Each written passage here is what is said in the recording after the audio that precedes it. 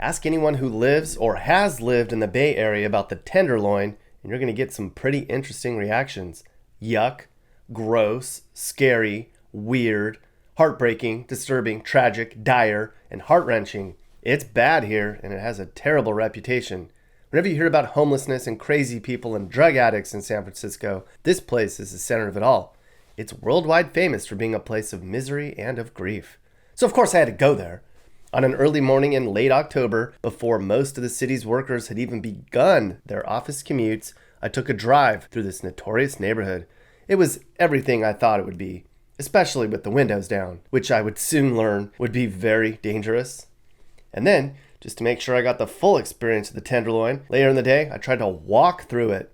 As I discovered, it was probably the riskiest walk I had ever taken for a YouTube video. The Tenderloin district is a smallish neighborhood. It takes up about 225 square acres of downtown San Francisco. It's about 50 square blocks, and it's wedged about halfway between Chinatown and the Mission District. According to the internet, this neighborhood is home to art spaces, concert venues, and a mix of upscale and trendy casual restaurants. But even if those things do exist here, they're just overwhelmed by the sights, sounds, and smells of the worst human condition I had ever seen. This part of town has the highest rate of homelessness and crime in the whole city of San Francisco. It got its name because, like a tenderloin, it's the soft underbelly of the city. In the big earthquake in 1906, this place was destroyed, and in its place they put up a bunch of seedy hotels and gambling halls. In the 1920s, it first became known as a place for graft and drug use, prostitution, and an alternative lifestyle. Later in the 70s, this part of town became home to a large number of refugees from Southeast Asia. Now, as you can tell, this part of town has resisted gentrification, and today it just kind of looks like it's been handed over to the saddest lot you can imagine. The squalid conditions, the drug use, the shootings and stabbings, the graffiti and liquor stores and strip clubs all serve as a backdrop for a population of residents that have all been separated from the rest of society. Just a few years prior, 300 lamp posts in the Tenderloin had to be replaced because they had been corroded by urine. It truly is like a zoo. And when I went in there, I was like in the cage without a clue as to what the inhabitants would do. It's the most dangerous and gang and drug infested part of the city. But even gang members have some sort of sense to them. Many of the people lining the sidewalks here seem crazy and definitely unpredictable. A lot of the people you see in tents or laying on sidewalks are drug addicts who hide in their tents to escape the world while they consume their drugs. Lots of bad things happen in these tents because they're so isolated. Think about it. You have a little teeny bubble all to yourself where nobody can see you. You don't want them to see you. You're free to use and abuse and do whatever you wish in your own little world. Many of the people here get some form of disability check, which they then cash and use to consume drugs and alcohol. And don't get me started about all the free drugs and tents and cigarettes and booze and money and all the other stuff the city gives these people.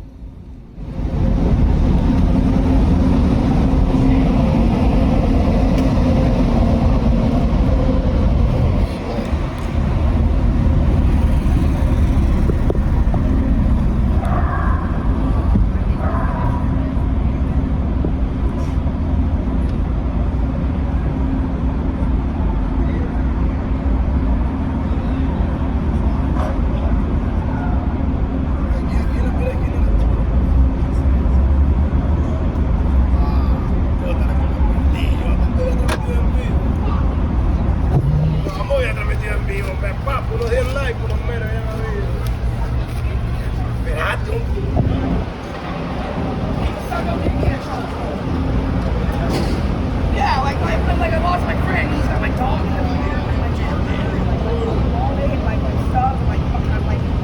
I can't even charge my phone. This dude got a box up there, but I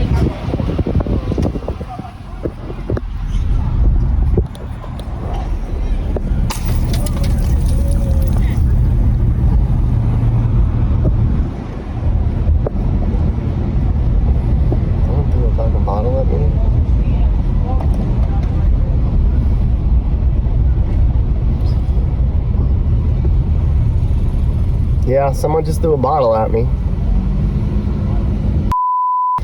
Yeah, some bums just threw a bottle at me. I think they hit my car. I don't know. This is crazy. What is going on here?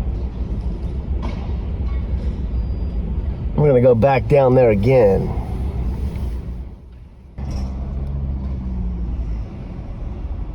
Hang on. You know, so I drove around San Francisco, downtown. I went to the Tenderloin. Do you ever go to the Tenderloin? Do you have an opinion Not on what unless I that place absolutely is like? have to. So the Tenderloin has, ever since I was a child, and I'm 54, the Tenderloin has always kind of been the hot spot for like drug and homeless activity in San Francisco. And so, I mean, there are definitely other areas, but that tends to be kind of like the core area. And the interesting thing is that's also where the theater district is. It's like right on the edge of the Tenderloin, and then City Hall is right down the hill from the Tenderloin. And so, that's kind of an area where a lot of that activity is within the city.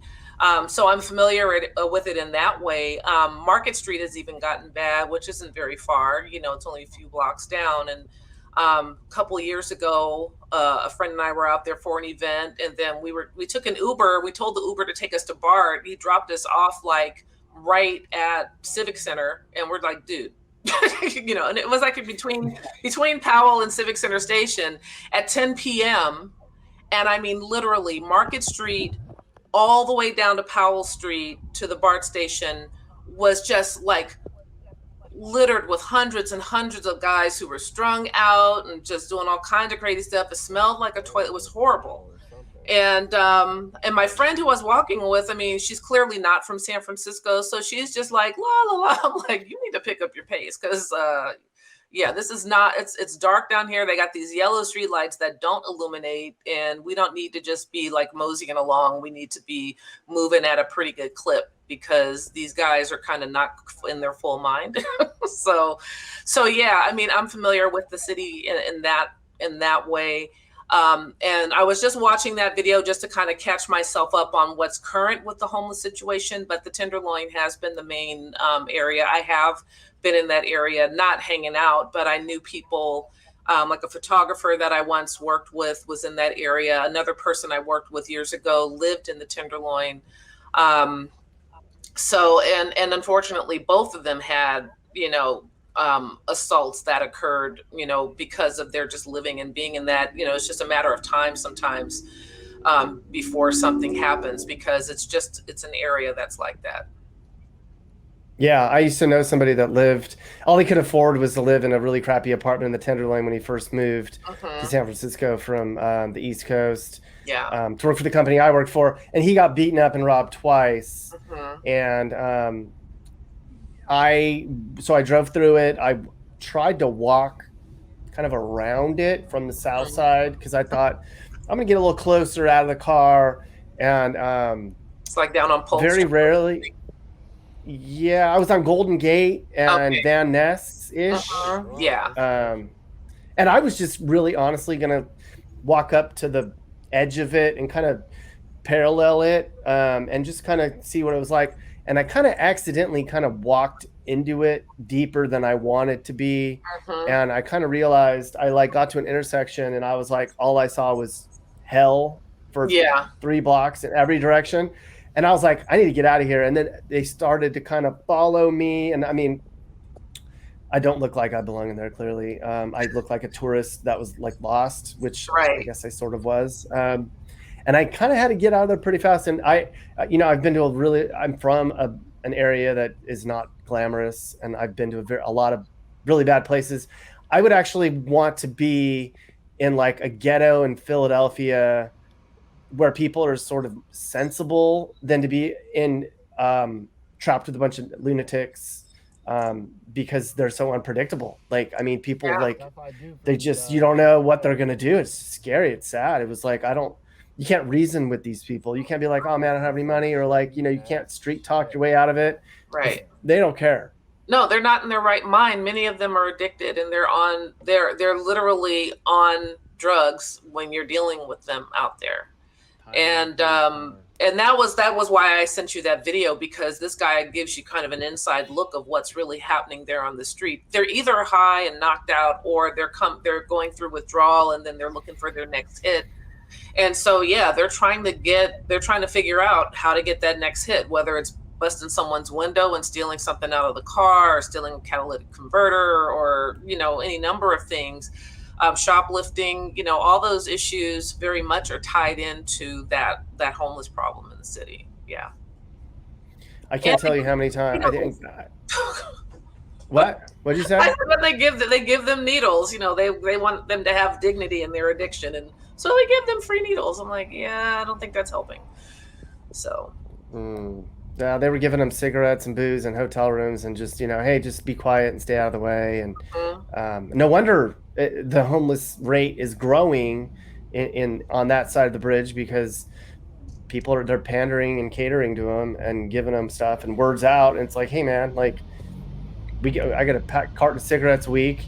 I get money for beer. They feed me. I can put my tent wherever I want. And I can poop wherever I want. Right. It's a party, man.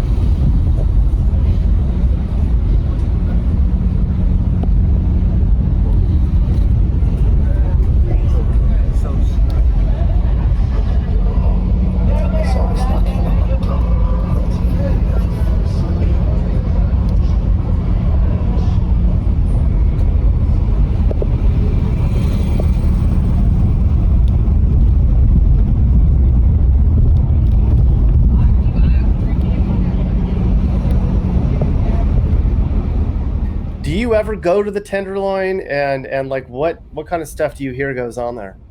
I mean, the Tenderloin, it's a small area, but it's definitely rough. It definitely, it doesn't give off a good image, with how many homeless people you have, how many drifters, the drug use, the needles on the sidewalk and such.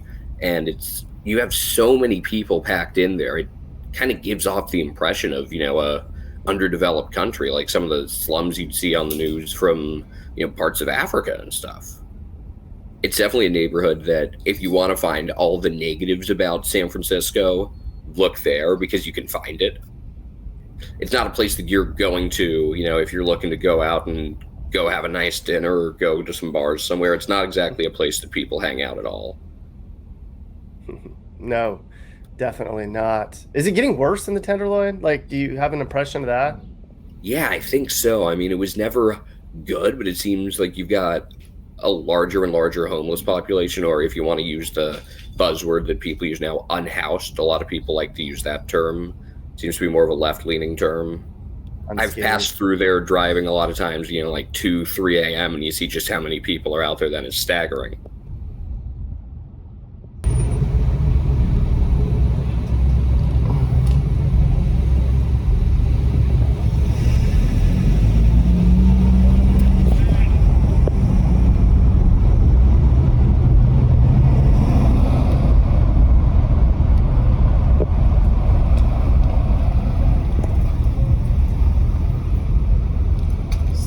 Broken bottles and trash, like people just running stuff over. It's like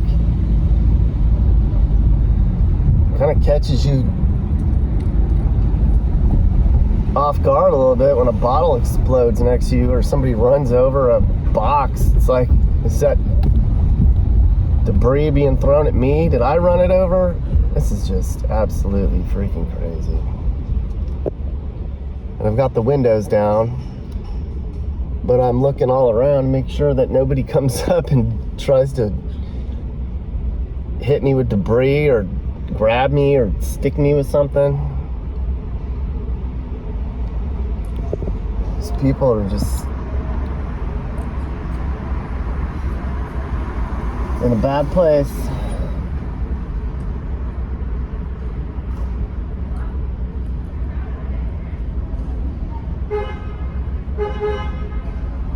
Welcome to America.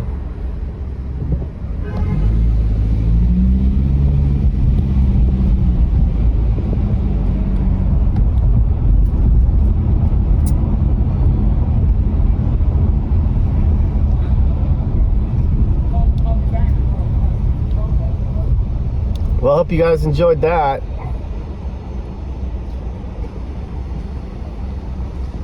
That was probably way more intense than even the inner city ghettos that I've seen, because you're just a sitting duck here, especially with the windows down.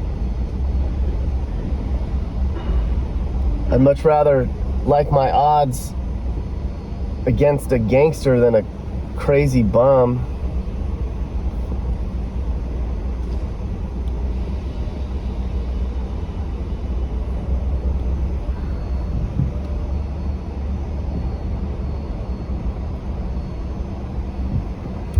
The Tenderloin, there you go.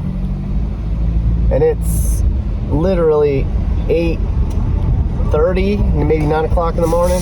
Imagine what this place looks like at 5 o'clock. I don't want to know unless I'm in a vehicle that I don't care about.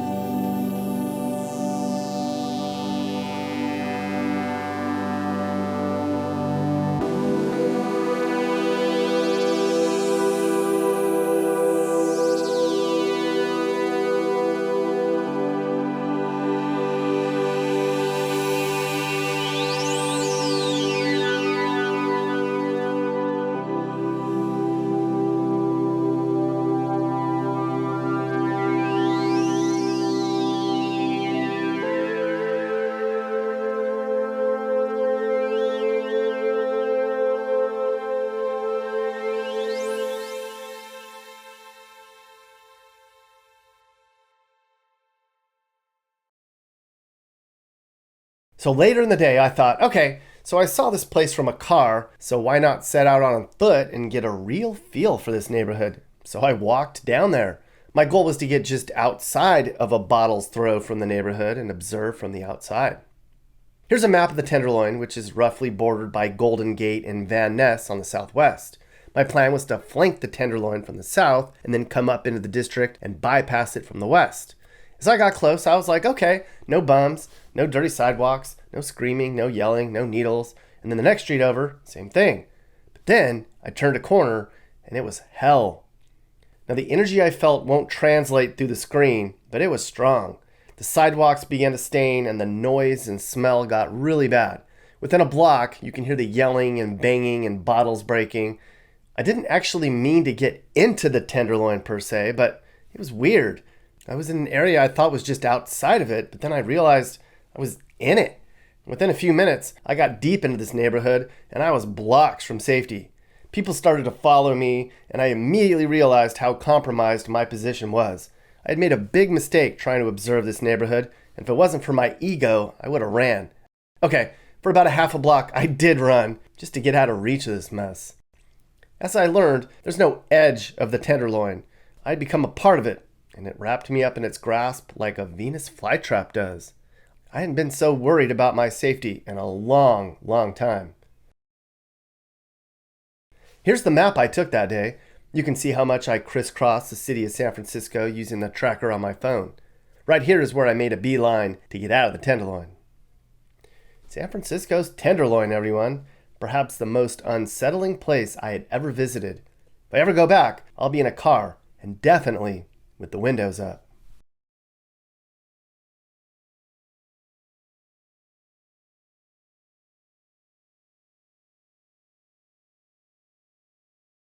Hey guys, so if anything I just talked about upset you or made you sad or mad, well then do something about it. Call your local leaders and demand change. Chip in and help those in need.